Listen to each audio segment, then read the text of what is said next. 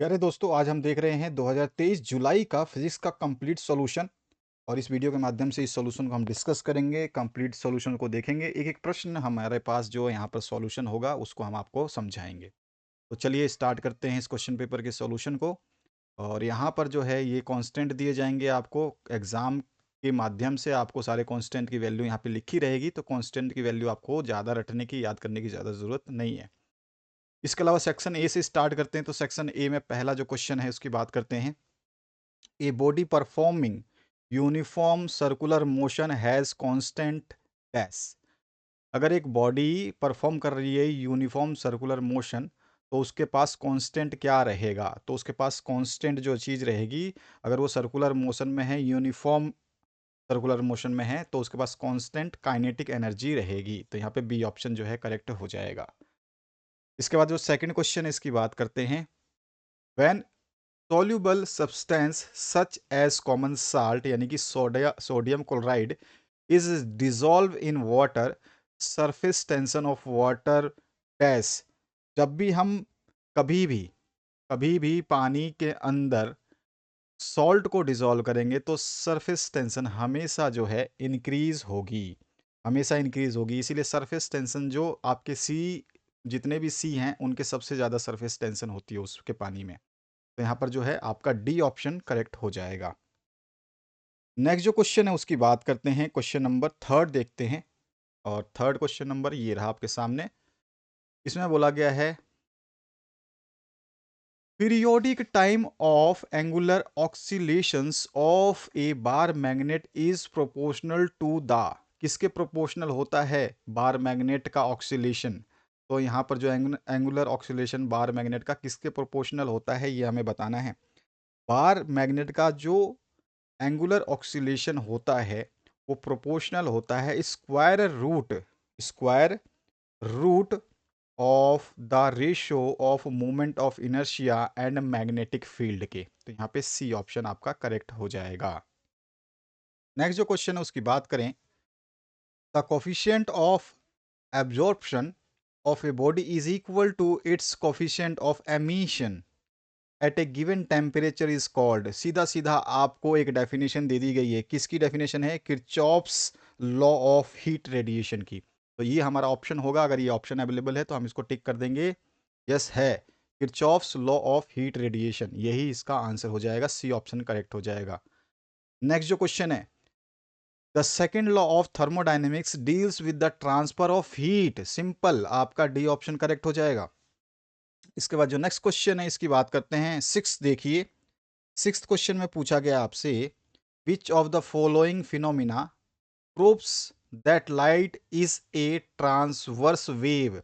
ये हमको बताता है पोलराइजेशन का नियम, ठीक है, फिनोमिना। तो यहाँ पे डी ऑप्शन जो है करेक्ट हो जाएगा, पोलराइजेशन। नेक्स्ट जो क्वेश्चन है उसकी बात करते हैं।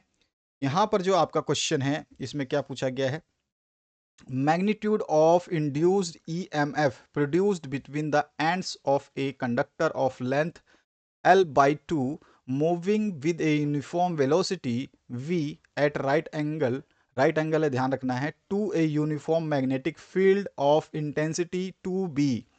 अब फील्ड इंटेंसिटी जो है इसमें, मैग्नेटिक फील्ड की इंटेंसिटी वो दे रखा है यहाँ पे 2B, विल बी कितना होगा ये आपको बताना है। प्रोड्यूस ईएमएफ की बात हो रही है तो ई हमारे को क्या होता है, ई इक्वल्स टू हमारे पास जो वैल्यू होती है वो होता है magnetic field intensity. Magnetic field intensity जो है आपका, तो हम शॉर्ट फॉर्म में लिख देते हैं मैग्नेटिक फील्ड इंटेंसिटी मल्टीप्लाई होता है आपका गिवन है लेंथ से, ठीक है। और लेंथ के बाद में जो है इसमें वेलोसिटी को हम काउंट करते हैं। अब यहाँ पर हम वैल्यू निकाल लेते हैं। ई की वैल्यू क्या आएगी जो हमें निकाल के देनी है, length magnetic field intensity 2B है, तो हमने यहाँ पे 2B ले लिया इसका। इनटू में लेंथ हमारे पास कितनी है, लेंथ हमारे पास L/2 है, तो लेंथ ले लेंगे हम L/2।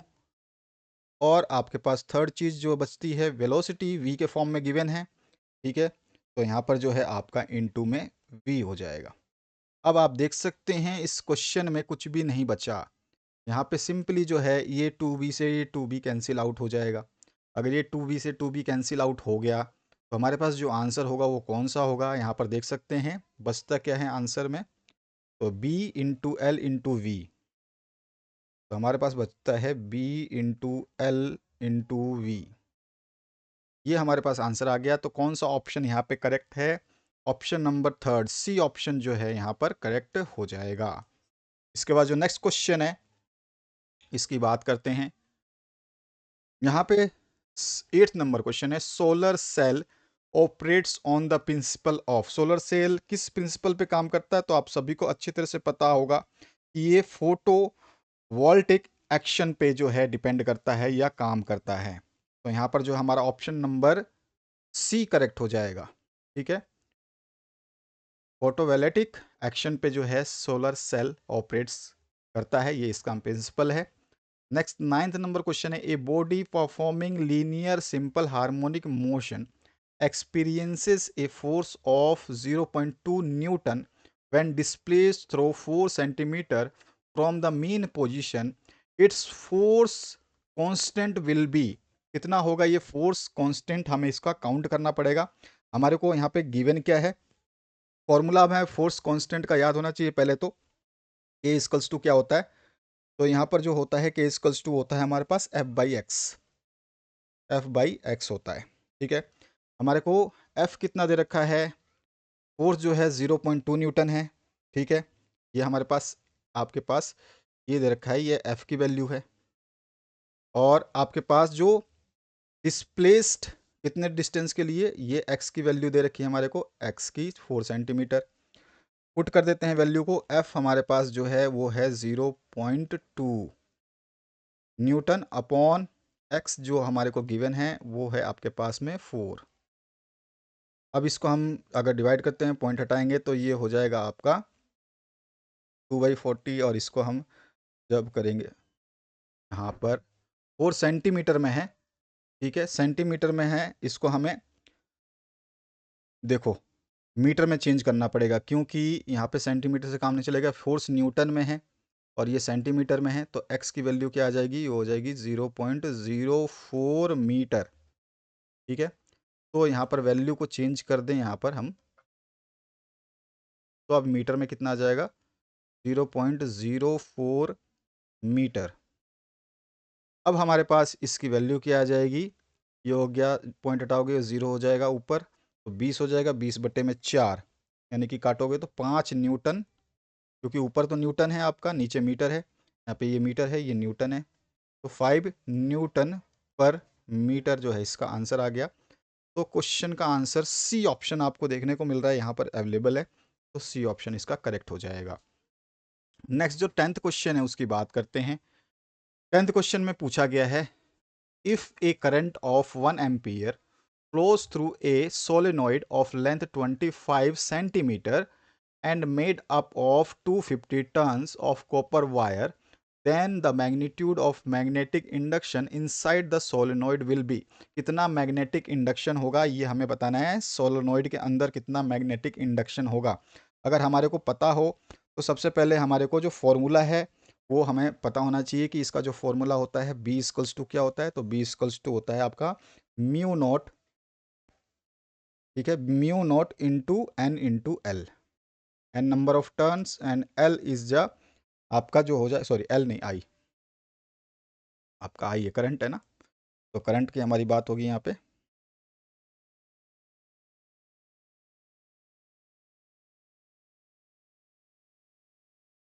यहाँ पे हमारा करंट आई।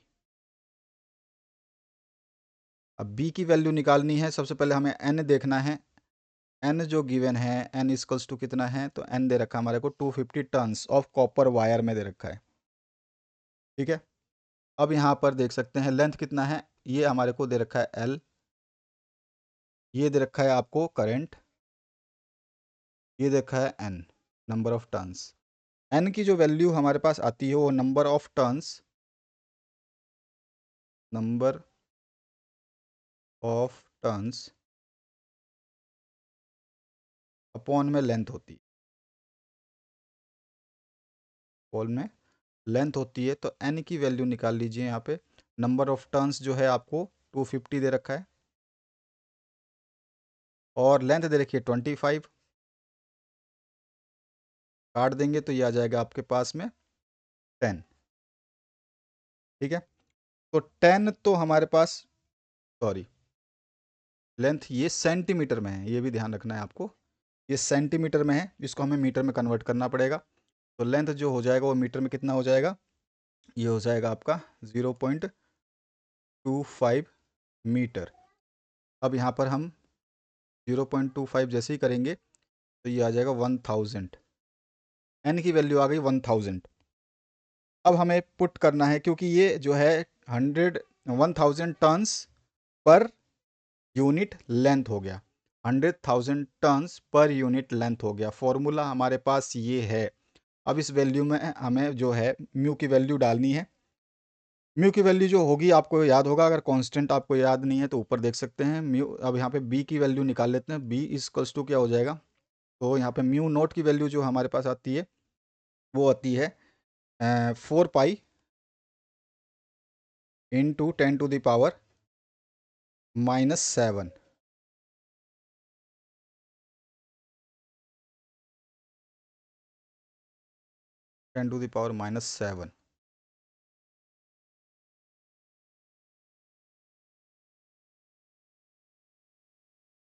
ठीक है, ये हमारे पास म्यू नोट की वैल्यू आ गई। एन हमने निकाल लिया था 1000, तो इंटू 1000 कर देंगे एन की वैल्यू। हम इस फॉर्मूले में पुट कर रहे हैं अपना जो फॉर्मूला है। उसके अलावा एन निकाल लिया था, अब हमारे पास क्या बचा है, हमारे पास करंट मल्टीप्लाई करना है। करंट कितना है, 1 एम्पियर है, तो इंटू में 1। अब ये टोटल कितना हो जाएगा, इसको मल्टीप्लाई कर ले तो इसको सॉल्व करेंगे हम।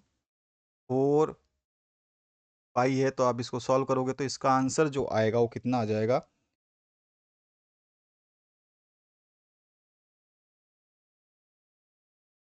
1.2568, 1.2568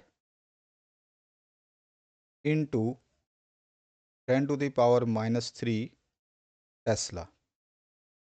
अब ये ऑप्शन कहाँ पे है, 1.2568 इंटू 10⁻² है, इंटू 10⁻³ है, -3। बी ऑप्शन जो है इसका करेक्ट आंसर हो जाएगा, बी ऑप्शन।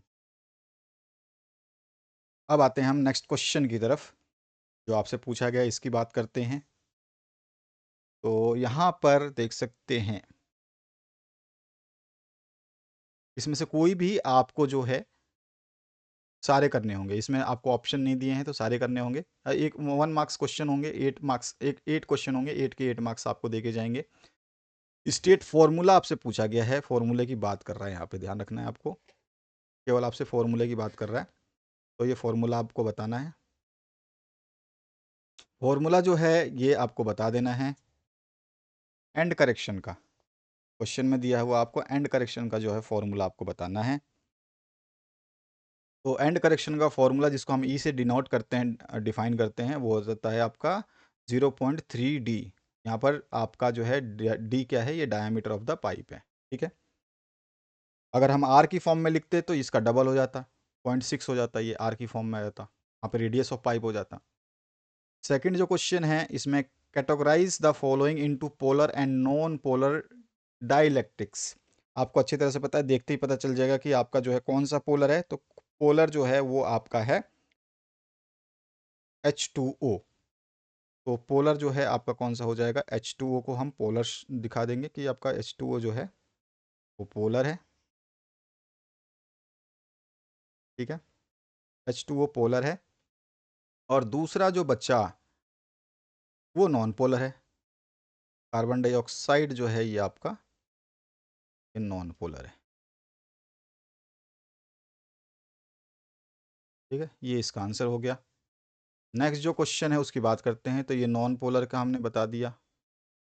ठीक है, अब इसी तरह से हमने जो है पोलर का भी बता दिया था आपको। बस इनको मार्क कर दीजिए आराम से, यहाँ लिख देना है आपको। तो मैं तो डायरेक्ट आपको दिखा रहा हूँ, इसमें लिखने की ज़रूरत नहीं थी।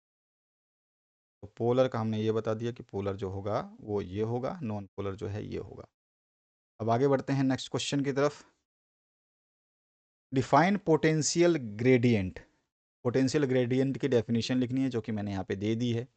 नेक्स्ट जो क्वेश्चन है इसमें पूछा गया, calculate period of a particle performing linear simple harmonic motion with maximum speed of 0.08 metre per second and maximum acceleration of 0.32 metre per second square. Acceleration जो है आपका यूनिट ध्यान रखना है आपको, यहाँ पे जो गिवन है वेलोसिटी मैक्स दे रखी है आपको, मैक्सिमम, ठीक है, स्पीड और एक्सेलरेशन मैक्सिमम दे रखी है। हमें जो है फाइंड आउट करना है आपका सीधा सीधा पीरियड ऑफ टाइम। तो इसका फॉर्मूला हमारे को पता है, ठीक है, ये 2 पाई/t होता है। टी की वैल्यू हमें निकालनी है, ए मैक्स वी मैक्स की वैल्यूज हमारे पास है, पुट इट करेंगे और यहाँ पे हमारा जो आंसर आ जाएगा वो ये आ जाएगा। नेक्स्ट जो क्वेश्चन है उसकी बात करते हैं। डिफाइन करना है जायरोमैग्नेटिक रेशियो क्या होता है। जायरोमैग्नेटिक रेशियो जो है उसको आपको पता होना चाहिए, ठीक है। तो ये रहा जायरोमैग्नेटिक रेशियो का डेफिनेशन, और साथ ही साथ आपको ये भी पता होना चाहिए कि जायरोमैग्नेटिक रेशियो जो होता है वो किस फॉर्मूले के द्वारा बनता है। तो ये भी आपको याद होना चाहिए क्योंकि न्यूमेरिकल्स में कभी कभी पूछ लेता है आपसे। इसके बाद जो नेक्स्ट क्वेश्चन है इसमें पूछा क्या गया है, state condition for current and impedance in parallel resonance circuit. तो आपका जो है स्टेट कंडीशन करना है। कंडीशन कौन कौन सी होती है, तो इन पैरेलल रेजोनेंस सर्किट में जो कंडीशन होती है करंट इज मैक्सिमम होता है, ठीक है, और दूसरी जो है इम्पीडेंस इज मैक्सिमम, दोनों ही मैक्सिमम रहेंगे। नेक्स्ट जो क्वेश्चन है उसकी बात करते हैं, radius of third Bohr orbit is 0.477 nanometre, calculate the radius of the second Bohr orbit. Second Bohr orbit का करना है आपको, इसमें जो दिया गया है थर्ड बोहर ऑर्बिट की वैल्यू दे रखी है, ठीक है, आपको R2 निकालना है, R3 दे रखा है, R2 आपको फाइंड आउट करना है, Rn का फॉर्मूला आपको पता है, बस इसको हम पुट करेंगे और हमारा आंसर जो है आ जाएगा। बस सिंपल सा है, फॉर्मूला याद रहेगा, सब कुछ हो जाएगा। Name the logic gate having single input and single output. Not gate में ही केवल ये देखने को मिलता है single input and single output. Section B की बात करें तो यहाँ पर आपको कोई भी जो है 8 क्वेश्चंस करने हैं। आपको जो है यहाँ पर 12-13 क्वेश्चंस मिलेंगे जिसमें से केवल मात्र आपको 8 क्वेश्चन करने हैं। State conditions for a study interference pattern. Study interference pattern के जो भी कंडीशंस हैं हमें इसमें बताने हैं। कंडीशंस बहुत सारे हैं इसके, और आप उसमें से अगर सही सही लिख देते हैं, ठीक है, सही सही लिख देते हैं तो आपका काम हो जाएगा। 4 कंडीशंस लिख दीजिए क्योंकि ये आपको 2 मार्क्स दे रहा है, यानी कि 8 × 2 है ये आपका।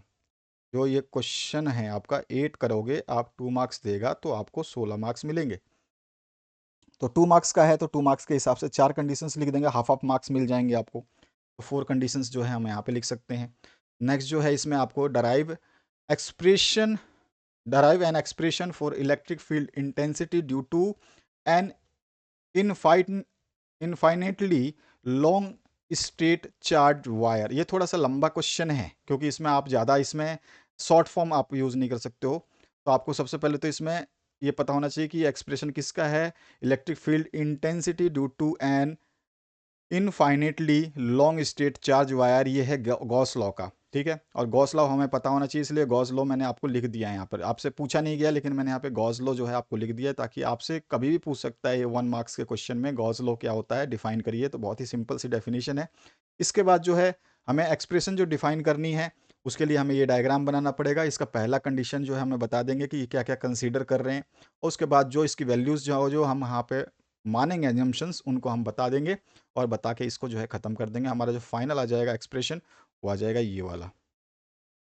इसके बाद जो नेक्स्ट क्वेश्चन है यहाँ पर, व्हाट आर एडी करेंट्स। तो एडी करेंट्स का जो है हमें डेफिनेशन लिखना है, और यहाँ पे एप्लीकेशंस भी लिखने हैं एडी करंट का। तो एडी करंट का डेफिनेशन तो आप यहाँ पे देख सकते हैं, एप्लीकेशंस जो है आप बता सकते हैं कि एडी करंट्स के एप्लीकेशंस क्या क्या हो सकते हैं।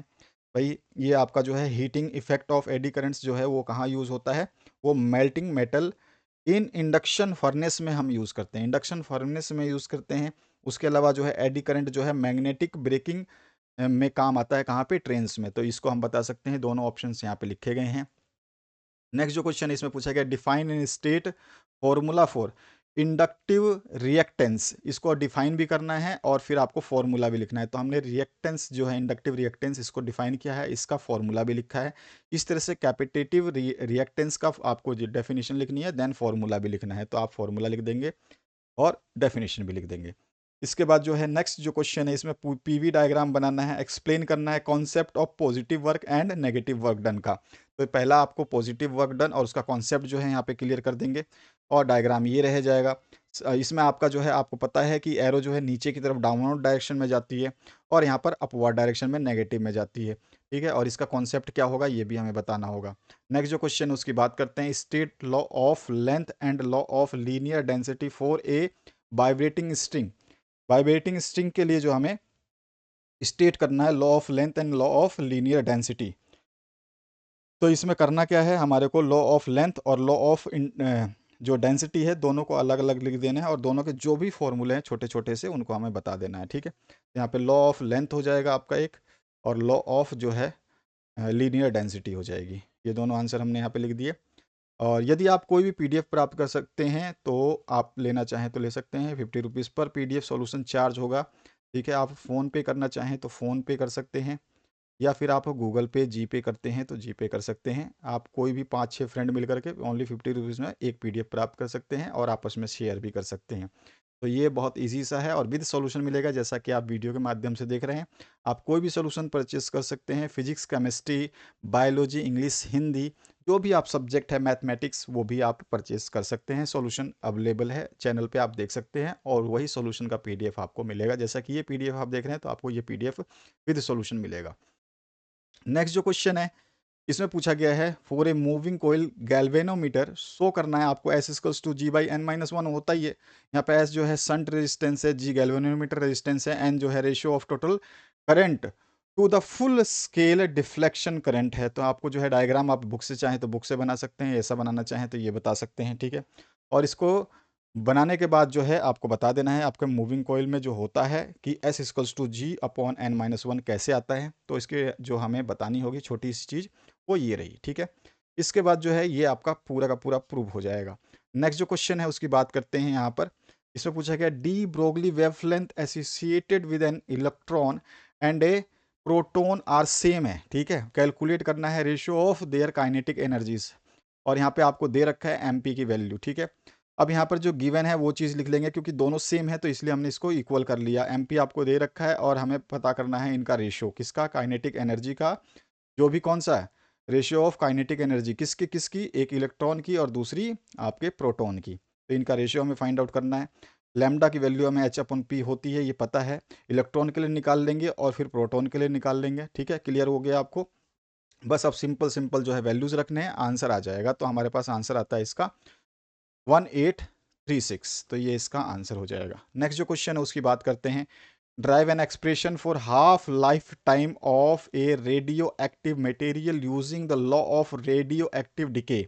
अब यहाँ पे law of radioactive decay दे दिया है, तो इसलिए जो है हमें थोड़ा सा समझ करके करना होगा, क्योंकि यहाँ पे half expression for the half time period T half पूछा है, तो टी हाफ का एक्सप्रेशन जो है सिंपल सा होता है। और इसकी वैल्यूज़ आपको जो है थोड़ा सा देखो, फॉर्मूले याद नहीं होंगे तो फिजिक्स आपका काम नहीं करेगा। फिजिक्स में फॉर्मूले बहुत इंपॉर्टेंट है, वो ध्यान रखना है आपको। इसके बाद जो नेक्स्ट क्वेश्चन है, यहाँ पर जो टी हाफ की वैल्यू आ जाएगी 0.693 अपॉन में लैम्डा आ जाएगा। नेक्स्ट जो क्वेश्चन है इसमें पूछा गया, motorcyclist perform stunt along the cylindrical wall of A well of death. Well of death, आपने मौत का कुआं देख रखा है, कभी कभी आप मेले में गए होंगे बहुत पहले, तब आपने देखा होगा, आजकल तो नहीं दिखाई देते। ऑफ इनर रेडियस, उसकी रेडियस दे दी है, inner inside radius 4 metre. Coefficient of static friction between the tyres and the wall जो दिया गया है वो 0.4 है, कोफिशिएंट है, यूनिट नहीं होगी इसकी। Calculate the maximum period of revolution, ठीक है। मैक्सिमम पीरियड हमें काउंट करना है कि इसका जो मैक्सिमम पीरियड है वो कितना आएगा, ठीक है। यानी कि टाइम निकालना है हमें। हमारे को जो गिवन है वो आर दे रखा है, और जो है स्टैटिक फ्रिक्शन दे रखा है कॉफिशिएंट का, वो दे रखा है। टाइम हमें निकालना है। फॉर्मूला हमें याद होना चाहिए वी मिनिमम का, जो कि आपका अंडर रूट में आर जी अपॉन में जो आपका स्टैटिक फ्रिक्शन है वो होता है अपॉन में। तो हम लिख देते हैं यहाँ पर वी मिनिमम, और यहाँ पर इस आर जी अपॉन में, आर जी हमारे पास जो है कितना आ जाएगा 4 × 10, ठीक है। 10 ले लेते हैं हम, यहाँ पर जी की वैल्यू दे रखी है इसने क्वेश्चन में, और यहाँ पे जो हमारा ये आंसर आ जाएगा, ठीक है। तो ये हो गया इसका आंसर। नेक्स्ट जो क्वेश्चन है उसकी बात करते हैं, calculate the diameter of a water drop if the excess pressure inside the drop is 80 newton per metre square. Surface tension of water दे रखा है 7.2 × 10⁻⁻² न्यूटन पर मीटर। आपको फॉर्मूला यूज करना है, सिंपल सा फॉर्मूला है, ठीक है। ये पी डिफरेंशियल जो 2/r है इसी को यूज़ करना है। टी आपको दे रखा है और डिफरेंशियल दे रखा है। डी हमें निकालना है, क्या निकालना है? कैलकुलेट डायामीटर, डायामीटर हमें निकालनी है। तो डी के लिए हमारे पास ये वाला फॉर्मूला यूज़ कर लेंगे। डी जो होगा आर का डबल हो जाएगा। जैसे ही हम आर की वैल्यू निकालेंगे तो हमारे पास जो है डी डबल हो जाएगा। तो डी आर की वैल्यू क्या आ जाएगी हमारे पास? क्या आ जा रही है 1.8, और जब डी निकालना है तो 1.8 का दुगना हो जाएगा, तो 3.6 mm जो है इसका आंसर आ जाएगा। नेक्स्ट जो क्वेश्चन है उसकी बात करते हैं। Calculate the current through a long straight wire at a distance of 2.4 centimetre where the magnetic field intensity is 16 mu tesla. तो यहाँ पर देखिए दे रखा है एक्स की वैल्यू हमारे को दे रखी है, ठीक है, 2.4 सेंटीमीटर। इसको हमें मीटर में कन्वर्ट कर लेना है। और जो आपको मैग्नेटिक इंटेंसिटी दे रखी है वो हमारे को 16 म्यू टेस्ला दे रखा है, जिसको हम टेस्ला में कन्वर्ट कर लेते हैं, ठीक है। और माइक्रो टेस्ला बोलिए, म्यू टेस्ला बोलिए, आपकी मर्जी है। और आई जो है आपको फाइंड आउट करना है कि करंट की बात कर रहा है ये। कैलकुलेट द करंट, आई का फॉर्मूला होता है 2πx अपॉन में म्यू नॉट। हमारे पास सारी वैल्यूज़ हैं, हम पुट अप करेंगे और 1.92 एम्पियर जो है करंट आके दे देगा हमारे को आंसर। इस तरह से आपका जो सेक्शन सी है, यहाँ पर आपको कोई भी 8 ही क्वेश्चन करने हैं। ध्यान रखना है, इंस्ट्रक्शंस बड़े ध्यान से समझना, पेपर पैटर्न समझ लेना। आप 8 क्वेश्चंस करेंगे आप, तो आपको 24 नंबर मिलेंगे, यानी कि एक क्वेश्चन जो है आपको 3 मार्क्स देगा। आपको मिलेंगे टोटल 12-13 क्वेश्चन, और आप उसमें से केवल 8 क्वेश्चन आप करेंगे। एक्सप्लेन करना है construction and working of Ferry's black body. Ferry's black body का जो है डायग्राम बना देंगे, ठीक है। और उसके बाद जो है इसका वर्किंग कंस्ट्रक्शन बता देंगे। तो हमने वर्किंग कंस्ट्रक्शन बताते हुए इसका डायग्राम दे दिया है, इसका फेरिस ब्लैक बॉडी का। और इसके बाद जो है आप जो है इस पॉइंट को ख़त्म कर देंगे। इसके बाद जो है आपको शो करना है deflection produced in moving coil galvanometer is directly proportional to the current flowing through its coil और वाइस वर्सा। दोनों ही हमें बताने हैं, चाहे इधर करो उधर करो वही होता है। डिफ्लेक्शन का डायग्राम आप बुक से बनाना चाहें तो बना सकते हैं, ये बनाना चाहें तो ये भी बना सकते हैं। बहुत सिंपल सा डायग्राम है ये। इसके बाद जो है आपको बता देना है इसके कंस्ट्रक्शन को, ठीक है। और जो है यहाँ पे show that the reflection produce in the galvanometer is directly proportional to the current flowing through its coil और वाइस वर्सा। डिफ्लेक्शन के लिए जो है आपको सीधा सीधा क्या बताना है कि यहाँ पर जो है हमारे फाई की जो वैल्यू है वो आई के इन्वर्सली प्रोपोर्शनल आ जाएगी। बस वो आ जाएगा तो हमारे पास जो है इसका आंसर आ जाएगा। तो यहाँ पर देख सकते हैं, पहले तो हमें ये सारी वैल्यूज़ लिखनी है, यानी कि यहाँ पे थोड़ी सी थ्योरी लिखनी है, समझाना है, 4-5 पॉइंट में बताना है। उसके बाद जो हमारे पास फाई की वैल्यू निकालेंगे, फाई की वैल्यू जो हम देखते हैं तो यहाँ पर रहता है ये प्रोपोर्शनल टू आई, ठीक है। और जब हम आई के प्रोपोर्शनल आ जाता है, डायरेक्टली प्रोपोर्शनल करंट हो जाता है, तब हम कह सकते हैं कि ये जो है आपका सही हो गया। इसके बाद जो नेक्स्ट क्वेश्चन है, with the help of neat circuit diagram explain the working of half wave rectifier। Draw करना है input and output wave, half wave rectifier का फॉर्मूला डायग्राम ये वाला बना लेना। चाहे तो आप चेंज करना चाहो तो कर सकते हो, बाकी सेम ही यही रहता है। बाकी इसमें ज़्यादा आपको नहीं है, बस हाँ इसमें वी आउट और वी इन नहीं दिखाना है तो आप नहीं दिखा सकते हो। बाकी ये जनरली मैं कहता हूँ जो डायग्राम हम देते हैं उसको देखिए। यहाँ पे जो है इसके बता देंगे हम पहले सर्किट डायग्राम कैसे है, इसको एक्सप्लेन करेंगे इसकी वर्किंग को, और फिर इसके इनपुट और आउटपुट वेव फॉर्म को भी वहाँ पे कंस्ट्रक्ट कर देंगे। तो ये 2-3 पॉइंट आपको लिखने हैं। पॉइंट लिखने के बाद जो है ये वेव फॉर्म बनेगा, इसको हमें यहाँ पे शो कर देना है। 3 मार्क्स का क्वेश्चन रहेगा। नेक्स्ट जो है ऑब्टेन करना है expression for the period of simple pendulum performing simple harmonic motion. पहले तो आपको पेंडुलम का चित्र बना देना है, ठीक है। उसके बाद में बता देना है कि हम क्या क्या कंसीडर कर रहे हैं इस पेंडुलम के माध्यम से। यहाँ पे 3 फोर्सेस देखने को मिलेगा। एम जी साइन थीटा जो आपका इस डायरेक्शन में दिखाई दे रहा है, इस डायरेक्शन में लेफ्ट साइड में डाउनवर्ड डायरेक्शन में एम जी है जो वेट रहेगा, और आपके पेंडुलम जिस डायरेक्शन में है उसके जस्ट अपोजिट डायरेक्शन में एम जी कोस थीटा लगेगा, ठीक है। तो ये हो गया आपका डायग्राम सिंपल हार्मोनिक मोशन का पेंडुलम का। उसके बाद जो है आपको जो है यहाँ पर वैल्यूज रखनी है, क्या क्या रखनी है वो आपको दे दिया है मैंने। बस ये हो जाएगा और इसके बाद जो है इसको आप प्रूव कर दोगे, और यहीं पर हम बता देंगे कि भैया ये चीज़ जो है वो टाइम पीरियड है इसका सिंपल पेंडुलम का। नेक्स्ट जो क्वेश्चन है उसकी बात करते हैं। यहाँ पर जो पूछा गया है, show that beat frequency of two interfering sound waves is the difference between the individual frequencies of the two sounds wave। अब आपको बताना है कि भैया जो शो करना है हमें beat frequency of two interfering sounds wave is difference between the individual frequency of the two sounds. अलग अलग जो हमारी साउंड है, जैसे मैं बोल रहा हूँ सपोज करिए और आप बोल रहे हैं, तो आपकी फ्रीक्वेंसी, आपके साउंड की फ्रीक्वेंसी और मेरे साउंड की फ्रीक्वेंसी जो है इसके बीच में जो डिफरेंस है वही हमारे मतलब मेरे और आपके बीच में जो डिफरेंस है वही हमें यहाँ पे शो करना है। बस सिंपल से बात है, frequency of two interfering waves difference. तो कंसीडर कर लेंगे, कंसीडर करके जो फॉर्मूलेज हमारे को y2 और y1 वाले यूज़ करेंगे। साइन का बहुत ज़्यादा यूज़ रहेगा, कोस का यूज़ रहेगा, उसके बाद जो है हमारे पास ये वैल्यू वैल्यू आएगी, लेकिन थोड़ा सा जो है ये आपका बड़ा बनता है, ठीक है। 3 मार्क्स के हिसाब से थोड़ा सा बड़ा है, लेकिन आपके क्वेश्चन इसी तरह के आएंगे और इसी तरह से आते हैं। जितने भी क्वेश्चन पेपर मैंने सॉल्व कराए हैं 2021, 22, 23 सबको सॉल्व कर लेना है आपको। 20 के भी करवा रखे हैं तो सभी को करना है। बहुत सारे पेपर्स जो है प्लेलिस्ट में अवेलेबल है, उनको चेक करना, आप समझ जाओगे।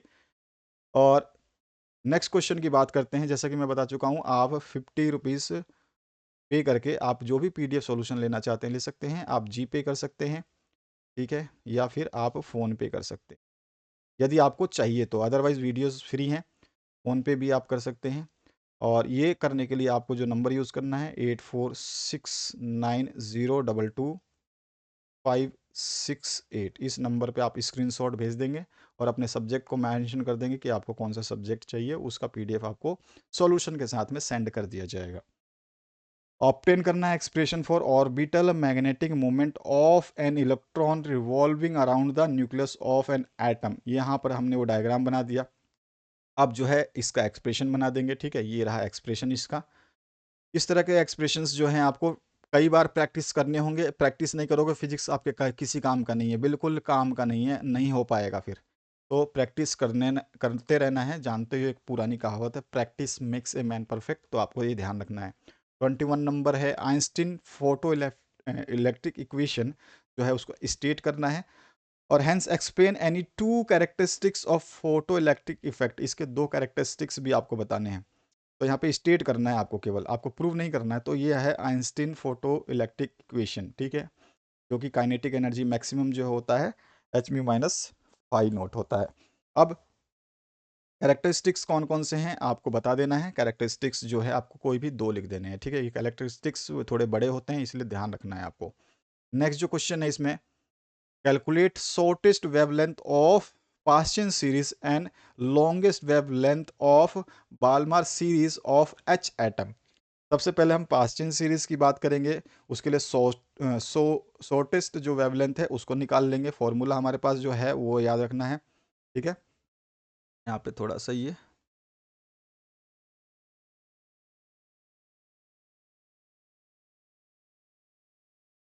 ठीक है। तो यहाँ पर फॉर्मूला जो है 1/λ इक्वल्स टू आर इंटू 1 में एन स्क्वायर माइनस में 1 में एम स्क्वायर होता है। पास्चियन सीरीज शॉर्टेस्ट वेवलेंथ के लिए हम फाइंड आउट कर लेंगे और इसके बाद जो है आपका बामार सीरीज के लॉन्गेस्ट वेवलेंथ को फाइंड आउट कर लेंगे। तो यहाँ पर जो है आपका पास्चियन के लिए पी यूज़ किया है, ये वाली वैल्यू आ जाएगी। बामार के लिए बी यूज़ किया है, उसकी वैल्यू ये आ जाएगी। नेक्स्ट जो क्वेश्चन है उसकी बात करते हैं। ए 60 watt filament lamp loses all its energy by radiation from its surface। कहाँ से ये लॉस करता है? अपने सरफेस से लॉस करता है। The emissivity of filament surface is 0.5। Emissivity आपको ई दे रखा है and the surface area is, surface area आपको दे रखा है ए 5 × 10⁻⁵ मीटर स्क्वायर। कैलकुलेट करना है आपको टेम्परेचर, ठीक है। और ये जो है आपको फिलामेंट लैंप का जो है एनर्जी लॉस जो दे रखा है 60 watt फिलामेंट लैंप है, ये आपका dQ/dt है। टाइम के हिसाब से जो है ये हीट लॉस कर रहा है, तो dQ/dt आ गया हमारे पास में, ठीक है। इसको जूल में बदल देंगे जो कि हीट लॉस हमारा एनर्जी के फॉर्म में आएगा। टाइम हमें निकालना है, सॉरी टेम्परेचर हमें निकालना है। ई हमें एमिशन जो है दे रखा है एमिसिविटी, और एरिया हमें दे रखा है। बस हमारे को फॉर्मूला याद है तो हम सब कुछ कर सकते हैं। सिंपल सा फॉर्मूला है, पुट करिए वैल्यूज़ को और आपको मिलेगा वैल्यू टी की 2550 केल्विन। नेक्स्ट जो क्वेश्चन है, two capacitors of capacitances C1 and C2 are connected in parallel and this combination is connected in series with a capacitor of capacity C3। यानी कि C1 और C2 तो connected है parallel में, और फिर ये दोनों कनेक्टेड है। जब ये पैरेलल में कनेक्ट कर रहे हैं हम, तो ये दोनों कनेक्टेड है C3 से सीरीज में। Calculate the equivalent capacity of the combination of capacitor. तो आपको केवल सी के फॉर्म में जो है वैल्यूज निकाल देनी है। तो यहाँ पर देखिए आपका ये आ जाएगा। पहले तो आपको ये डायग्राम बना देना है कि भैया कैसे C1 और C2 तो आपके जो है सीरीज में है, ठीक है, सॉरी पैरेलल कॉम्बिनेशन में है, और C3 जो है ये आपके सीरीज कॉम्बिनेशन में। डायग्राम बनाने के बाद में जो है आपको सारे के सारे कनेक्टेड पैरेलल में बता देना है। अब सीरीज में कनेक्ट होगा वो बता देना है, और जो है हमारा फॉर्म आ जाएगा और लास्ट जो है हमारा ये आ जाएगा, सी इक्विवेलेंट कितना आ रहा है, C1 plus C2 into C3 upon में C1 plus C2 plus C3। यहाँ 25th नंबर जो क्वेश्चन है इसमें पूछा गया है, with an unknown resistance X in the left gap and a resistance of 30 ohm in the right gap. अब देखो लेफ्ट गैप में इसने X रेजिस्टेंस बोला है, राइट में 30 ओम बोला है, ठीक है। अब यहाँ पे आगे क्या बोल रहा है, यानी कि सीधी सीधी बात है कि X हमारे को प्राप्त करना होगा, और the null point is obtained 40 centimetre from the left end of the wire. Null point दे दिया आपको 40 सेंटीमीटर लेंथ दे दी। कैलकुलेट द अननोन रेजिस्टेंस जो इसमें दिया गया X and shift in the position of null point. Shift जो है हमें वो भी निकालना है। When resistance in each gap is increase by 150 ohm, 150 ohm अगर बढ़ाते हैं तो दोनों हम वैल्यूज को निकालेंगे। टू फाइंड हमने लिख दिया है, आर दे रखा है, एल दे रखा है, ठीक है। पहले एल आपका जो है एल और आर, इनमें दो निकाल देंगे। एल एक्स है तो इतना है, और आर कितना हो जाएगा 60 आ जाएगा, क्योंकि ये आपका माइनस में आ जाता है। अब हम जानते हैं कि मीटर ब्रिज जो है उसका फॉर्मूला क्या होता है, तो एक्स की वैल्यू यहाँ से निकल जाएगी, और रेजिस्टेंस जो है इंक्रीज करते हैं 150 ओम से, तो इसके बाद में हमारे पास जो वैल्यू आएगी वो फाइनल क्या आ जाएगी, 8.57 सेंटीमीटर। ये हो गया क्लियर आपको। नेक्स्ट जो क्वेश्चन है उसकी बात करते हैं, जिसमें आपसे पूछा गया है, an inductor of inductance 200 is connected to an AC source of peak EMF 210 and frequency 50। Calculate, आपको फ्रीक्वेंसी दे रखी है, एफ दे रखी है, ठीक है। इसके बाद में आपको वोल्ट जो दे रखी है वो कितनी दे रखी है, 210 वोल्ट दे रखी है ईएमएफ की, और 200 इंडक्टेंस दे रखा है जिसको एल की वैल्यू मान लेंगे, ठीक है।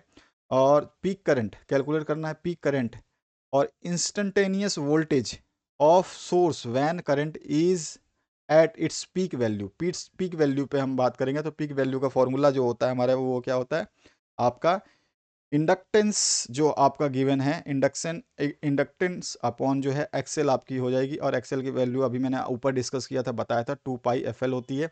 हमारे को बस सारी वैल्यूज रख देनी है, एफ भी है आपके पास में, एल भी है, और इन वैल्यूज को रखोगे तो आपका आंसर आ जाएगा, बस सिंपल सा है। और देखो यहाँ पर एक चीज और बता देनी है आपको, inductive AC circuit current lags behind the EMF by π/2, क्योंकि हमारे पास पता है कि लैग होती है ये। So the voltage is zero when current is at its peak value, ठीक है। तो क्या हो जाएगा, जीरो रहेगा करंट, ये ध्यान रखना है, ये बहुत इंपॉर्टेंट स्टेटमेंट है जिसमें आपके नंबर कटते हैं, तो ये आपको ध्यान रखना है। नेक्स्ट जो क्वेश्चन है उसकी बात करते हैं। यहाँ सेक्शन डी जो है, यहाँ पर NE3 करने हैं आपको, NE3, और NE3 करोगे तो आप 4×3=12 नंबर मिल जाएंगे यहाँ पे, ठीक है। चलो अब हम देखते हैं, स्टेट एंड प्रूव करना है थ्योरम ऑफ पैरेलल एक्सिस। कई बार अलग से इसके लिए लेक्चर्स ले लेके आपको समझाया हुआ थ्योरम ऑफ पैरेलल एक्सिस। तो स्टेटमेंट बता दोगे, प्रूफ बता दोगे, डायग्राम जरूर बताना है, डायग्राम के बिना तो काम नहीं चलेगा। और उसके बाद जो है ये आपको डेरिवेशन करनी होगी, डेरिवेशन के बिना भी काम नहीं चलेगा। और यहाँ पर जो हमने बता दिया कि ये जो है आपका पैरेलल एक्सिस थ्योरम का जो है इक्वेशन है। नेक्स्ट जो क्वेश्चन है, डिफाइन करना है आपको आइसोथर्मल प्रोसेस, डिफाइन करना है आइसोथर्मल प्रोसेस और एडियाबेटिक प्रोसेस। फिर इसके नीचे न्यूमेरिकल भी है, 1 mole of an ideal gas is enclose in an ideal cylinder eight 1 megapascal and 20 degree centigrade. The gas is allowed to expand till its volume is doubled. Calculate the work done if the expansion is isobaric. Isobaric रहेगा तब expansion हमारा work done क्या होगा ये बताना है। सबसे पहले तो हमारे को पता होना चाहिए कि डेफिनेशन क्या होगी आइसोथर्मल प्रोसेस की, और एडियाबेटिक की। आइसोथर्मल की प्रोसेस की हम बता देंगे, और फिर एडियाबेटिक की। इसके बाद जो है आपका गिवन क्या क्या है वो सारी वैल्यूज लिख लेंगे आपका जो न्यूमेरिकल है उसमें, और गिवन के बाद में हमारे को जो निकालना है सारी वैल्यूज को पुट कर देंगे। वर्क डन जो होगा हमारा W के फॉर्म में होता है, जिसमें फाइनल और इनिशियल वैल्यू आपका आ जाएगा वैल्यू, और फिर आप जो है इसमें सारी वैल्यूज को पुट आउट करेंगे, वर्क डन जो निकल जाएगा 2494.2 जूल। नेक्स्ट जो क्वेश्चन है, आपको स्ट्रीमलाइन फ्लो और टर्बुलेंट फ्लो में कोई भी 2 पॉइंट्स के थ्रू जो है डिफरेंसेस बता देना है, और फिर कैलकुलेट करना है आपको thermal velocity with which N air bubble of diameter जो दे रखा है 0.4 mm rise through a liquid of viscosity 0.1, और डेंसिटी दे रखी है 900, और डेंसिटी ऑफ एयर यहाँ पे दे रखी है 1.29। तो सारी वैल्यूज़ हमारे पास है। सबसे पहले हम जो है स्ट्रीम लाइन फ्लो और टर्बुलेंस फ्लो में दोनों में डिफरेंसेस कर देंगे, और जो हमारे को गिवन है डायामीटर है, जो है नीटा है, म्यू है, वो सारी की वैल्यू और रो है उनकी वैल्यूज़ लिख देंगे। वी हमें कनेक्ट करना है, फॉर्मूला वी का पता होना चाहिए, जस्ट वी का फॉर्मूला पता होगा और हमारा आंसर जो है वो आ जाएगा वी इक्वल्स टू -7। अब माइनस क्या रिप्रेजेंट करता है? ये करता है कि बबल जो है माइनस है तो अप जाएगा, और अगर ये पॉजिटिव वैल्यू आती तो बबल जो है वो नीचे डाउनवर्ड जाता। ये ध्यान रखना है, तो ये स्टेटमेंट भी आपको ध्यान रखनी है और आंसर आपको ध्यान रखना है। नेक्स्ट जो क्वेश्चन है, what are Fraunhofer diffraction and Fresnel diffraction, ये तो दोनों आपको बताना है। और ये plane wavefront of light, यहाँ पे भी न्यूमेरिकल वेव लेंथ दे रखी है 5500 angstrom, is incident in to a slit perpendicular to the direction of light rays. तो परपेंडिकुलर 90 डिग्री बना रहा है, ठीक है। If the total separation of 10 bright fringes on a screen 2 metre away is 2 centimetre, calculate a distance between the slit. Slit के बीच की distance निकालनी है, फॉर्मूला हमें याद होना चाहिए, आंसर सीधा सीधा आ जाएगा। फ्रॉनहोफर जो आपका डिफ्रैक्शन है उसको बता देना है, फ्रेंसल डिफ्रैक्शन है उसको बता देना है। दोनों डेफिनेशंस आपके सामने हैं, इन डेफिनेशंस को याद रखना है आपको। गिवन वैल्यूज जो जो है हमने यहाँ पे लिख दी है, फॉर्मूला हमारे को पता ही है, जो आपको निकालना है वेट तो पाई डी अपॉन में डी हो जाएगा, सीधा सीधा रखेंगे और हमारे पास जो इसका आंसर आ जाएगा 5.5 इंटू 10⁻⁴ मीटर। 31 नंबर जो क्वेश्चन है इसमें पूछा गया है, what is transformer, state the working principle of transformer. Hence आपको डिफरेंस भी बताना है, step up and step down transformer में कोई भी 2 पॉइंट आप लिख सकते हैं। ट्रांसफॉर्मर क्या है ये बता दीजिए, ट्रांसफॉर्मर क्या होता है? तो ये अल्टरनेटिक जो करंट होता है आपको, अल्टरनेटिव करंट, उसकी वैल्यू को हाई करता है या फिर लो भी करता है। ट्रांसफॉर्मर का काम है जो वैल्यू होगी एसी वैल्यू, उसको या तो अप करे या डाउन करे, दोनों ही होते हैं, इसलिए स्टेप डाउन और स्टेप अप ट्रांसफॉर्मर्स होते हैं, ठीक है। अब यहाँ पर जो है और क्या बोला है, state the working principle of transformer, तो इसका वर्किंग प्रिंसिपल क्या है ये लिख दिया। और इसके बाद जो है आपको नेक्स्ट जो इसमें बताना है आपको, स्टेप अप और स्टेप डाउन ट्रांसफॉर्मर है, इसके अंदर जो 2 डिफरेंसेस है कोई भी बता सकते हैं। मैंने 4-5 डिफरेंसेस दिए हैं, आप कोई भी डिफरेंस जो चाहें वो यूज़ कर सकते हैं। डिस्क्रिप्शन में आपकी पीडीएफ मिल जाएगी, अगर आप जो है कभी भी पेमेंट करते हैं डायरेक्ट आपको व्हाट्सएप पे भी मिल जाएगी। और आप प्लेलिस्ट देखना बिल्कुल ना भूलें, सारे सॉल्यूशंस अवेलेबल हैं, आप चेक करिए, हर सॉल्यूशन अवेलेबल है विद फुल कंप्लीट सॉल्यूशन, एक भी क्वेश्चन नहीं छोड़ा जाता है, सारे सॉल्यूशंस दिए जाते हैं। केवल हवा में बातें नहीं की जाएंगी, लिखित सॉल्यूशन आपको मिलेगा। आशा करता हूँ इस वीडियो के माध्यम से आपने बेहतरीन सीखा होगा। Thank you very much, have a good day.